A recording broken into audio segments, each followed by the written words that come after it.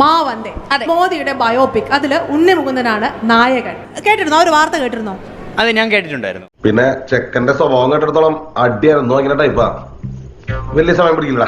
എന്ത് തോന്നി ആ ഒരു പോസ്റ്റർ കണ്ടപ്പോൾ, ഫസ്റ്റ് ലുക്ക് പോസ്റ്റർ കണ്ടപ്പോൾ എന്ത് തോന്നി? അത് തോന്നിയിട്ട് എനിക്ക് വളരെ സന്തോഷമാണ് തോന്നിയത്. ഫസ്റ്റ് ഓഫ് ഓൾ എന്തുകൊണ്ടെന്ന് വെച്ചാൽ നമ്മുടെ ഹോണറബിൾ PM അങ്ങേർക്ക് ഒരു നല്ലൊരു ബയോപിക് വേണം. അങ്ങേരെ കഥ ഈ മൊത്തം ഭാരത ജനങ്ങൾക്ക് അത് അറിയണം. ആൻഡ് അങ്ങേര് എത്രപാട് കഷ്ടപ്പാടാണ് ചെയ്താണ്. അങ്ങേരൊരു ചെറുപ്പത്തിൽ അങ്ങേരൊരു ചായക്കടക്കാരനായിരുന്നു. ഒരു ടീ സെല്ലറിൽ നിന്ന് അങ്ങേര് ഒരു PM ആയ ആ കഥ, പിന്നെ അങ്ങേരെ അമ്മയായിട്ടുള്ള ഒരു ബോണ്ട്, അത് ഹൈലൈറ്റ് ചെയ്ത് കാണിക്കാൻ വേണ്ടി ഒരു ആക്ടർ ആ സ്റ്റെപ്പ് എടുത്തതിന് എനിക്ക് വളരെ സന്തോഷം. നിനക്കിതെങ്ങനെ സഹിക്കാൻ കഴിയും ജോസേ? ജോസേ അങ്ങോട്ട് കൂടി. പക്ഷെ ഈ പോസ്റ്റിന് താഴെ വരുന്ന കമന്റ് എന്താണെന്നറിയോ? അങ്ങനെയെങ്കിൽ ബയോപിക് പറയുന്ന സമയത്ത് സ്കൂളും കോളേജും ഒന്നും ഉണ്ടാവില്ല എന്ന്. എന്തൊരു ചൊറിച്ചില്.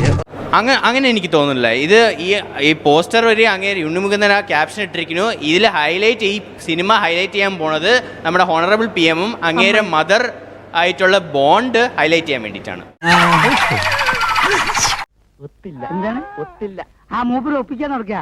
ശരി, അപ്പോ ഈ മാവന്ത എന്ന ചിത്രത്തിന് പിറകില് എന്തെങ്കിലും ഒരു പ്രൊപ്പഗണ്ട ഉണ്ടായിരിക്കോ? സിംപ്ലി മാവന്തയുടെ പുറകിലുള്ള ഒറ്റ ഉദ്ദേശം എന്ന് പറഞ്ഞാൽ മോദിയെ വെള്ളപൂശുക, പുള്ളിക്കാരൻ മഹാത്മാവാക്കി മാറ്റുക. പക്ഷെ അതിനകത്ത് എനിക്ക് വേറെ കാര്യം, ഈ മോദിയുടെ ബയോപിക്കിൽ ഇങ്ങനെ അദ്ദേഹത്തിന്റെ കഥകളും അദ്ദേഹത്തിന്റെ ജീവിത സാഹചര്യങ്ങളും എല്ലാം പറയും. അവസാനം ഈ ഇലക്ഷനിൽ ഉണ്ടായ വോട്ട് ചോരി മോദിയുടെ സിനിമയിൽ ഉണ്ടാവുമോ? സിനിമയിൽ ഉണ്ടാവോ? എനിക്ക് തോന്നുന്നത് വോട്ട് ചോരി കാണിക്കത്തില്ല. ബിക്കോസ് വോട്ട് ചോരി നടന്നിട്ടില്ല എന്നാണ് എന്റെ ഒരു അഭിപ്രായം. അങ്ങനെ വോട്ട് ചോരി നടന്നിട്ടില്ല എന്ന് ഉറപ്പിച്ച് പറയാൻ കാരണം, ബിക്കോസ് നമ്മുടെ ഓപ്പോസിഷൻ ലീഡറായ രാഹുൽ ഗാന്ധി അങ്ങേര് ഒരു പവർ പോയിന്റ് പ്രസന്റേഷൻ ചെയ്തു. അങ്ങേര് പറയുവാണ് ഇലക്ഷൻ കമ്മീഷൻ ഓഫ് ഇന്ത്യയും ഭാരതീയ ജനതാ പാർട്ടിയും ഒന്നിച്ചാണ് ഈ ചെയ്തിരിക്കുന്നത്. എന്റെ ഒരു ചോദ്യം അങ്ങേര് എന്താന്ന് വെച്ചാൽ, വോട്ട് ചോരി നടന്നിട്ടുണ്ടെങ്കിൽ നിങ്ങൾ ഒരു റിട്ടേൺ കംപ്ലൈന്റ് ഫയൽ ചെയ്യൂ. അത് ഇതുവരെ അങ്ങേര് ചെയ്തിട്ടില്ല.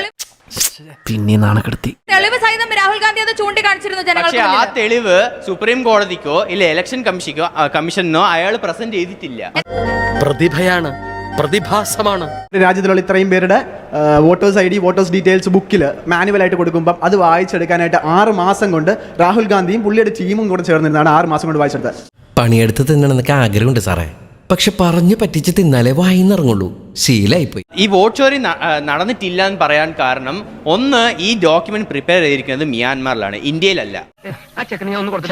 വേണ്ട സർ, വിവരമുള്ളവർ എന്തെങ്കിലും പറഞ്ഞെന്ന് വെച്ച് വിവരമില്ലാത്ത സാർ എന്തിനാ മറുപടി പറയാൻ പോകുന്നത്? ഈ മ്യാൻമാറിലാണെങ്കിൽ രാഹുൽ ഗാന്ധി സർപ്രൈസ് വിസിറ്റ് ചെയ്യുവാണ് ഫോർ ഡിസ്ട്രോയിങ് ഇന്ത്യ ഇന്റേണലി. എന്ത് പറ്റിയടാ? ചായ നെറുകന്തലേ കയറി ബ്ലോക്ക് ആയതാ. ഈ മ്യാൻമാറിന്റെ സത്യത്തിൽ ഗവൺമെന്റ് അകത്ത് ആക്ച്വലി ഗവൺമെന്റ് ഇല്ല. Actually American deep state and Chinese people ആണ് അതിന് ഒരു ഷാഡോ. വോട്ട് ചോരി നടന്നിട്ടില്ല എന്നുള്ള വാദത്തിൽ ഉറച്ചു നിൽക്കും.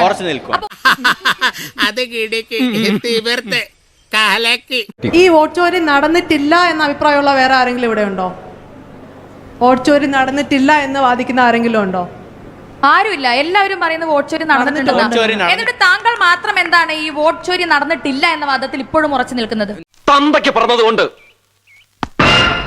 നമ്മുടെ രാഹുൽ ഗാന്ധി പറയുന്നത് വോട്ട് ചോറി വന്ന് എവിടെയാ? BJP റൂൾഡ് സ്റ്റേറ്റിലാണ് വോട്ട് ചോറി നടന്നിട്ടുള്ളത്. അതേപോലെ കർണാടകയിലും തെലങ്കാനയിലും ഛത്തീസ്ഗഡിലും ഇതുപോലെ വോട്ട് ചോറി നടന്നിട്ടില്ല എന്ന് അങ്ങേര് പറയുന്നില്ല. അതെന്തുകൊണ്ടാണ്?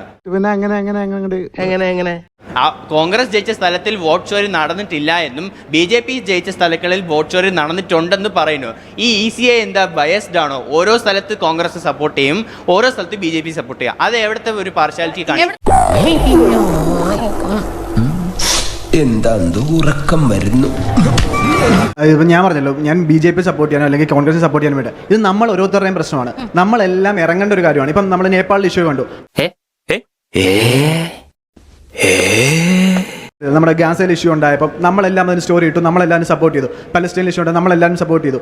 ഈവൻ ഈ നേപ്പാളിൽ ഇഷ്യൂ നമ്മളെല്ലാം സ്റ്റോറീസിലും സപ്പോർട്ട് ചെയ്തു. എൻ്റെ ഇൻസ്റ്റാഗ്രാം, എൻ്റെ ഒരു കൂട്ടുകാരനുണ്ട്, ഇവനുണ്ടോ അറിയത്തില്ല, അവൻ്റെ ഇൻസ്റ്റയിൽ റീൽസ് തുറന്നു കഴിഞ്ഞാൽ അത് മാത്രമേ ഉള്ളൂ. അവനിരുന്ന് അത് റിസർച്ച് നടത്തുവാണ് അതിൽ.